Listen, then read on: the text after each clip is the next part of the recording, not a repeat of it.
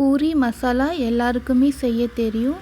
ஆனால் ஹோட்டல் ஸ்டைலில் வெங்காயம் குழையாமல் எப்படி செய்கிறதுன்னு பார்க்கலாம். கடாயில் 2 டீஸ்பூன் எண்ணெய் சேர்த்துக்கலாம். எண்ணெய் சூடான பிறகு 1/4 டீஸ்பூன் கடுகு சேர்த்துக்கலாம். கடுகு பொரியணும். பொரிஞ்ச பிறகு 1 டீஸ்பூன் கடலைப்பருப்பு சேர்த்துக்கலாம். 1 டீஸ்பூன் உளுத்தம் பருப்பு சேர்த்துக்கலாம்.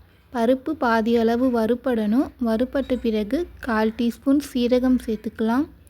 2 காய்ந்த மிளகாய் 2ஆக உடச்சி சேர்த்துக்கலாம். இப்போ பருப்பில் நல்லா வறுபடணும். வறுபட்ட பிறகு கருவேப்பிலை சிறிதளவு சேர்த்துக்கலாம். பெரிய வெங்காயம் 2 இந்த மாதிரி நீளமாக கட் பண்ணி சேர்த்துக்கலாம்.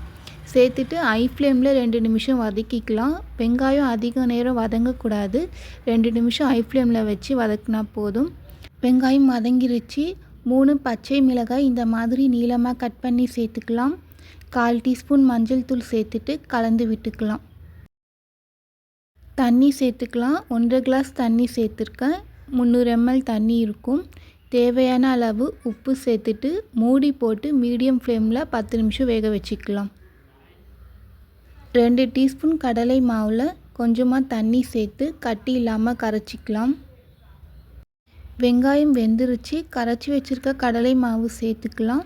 சின்ன துண்டு இஞ்சி இந்த மாதிரி தோல் சீவி கட் பண்ணி வச்சுருக்க இஞ்சியும் சேர்த்துக்கலாம். திக்காகிற வரைக்கும் வேக வச்சுக்கலாம்.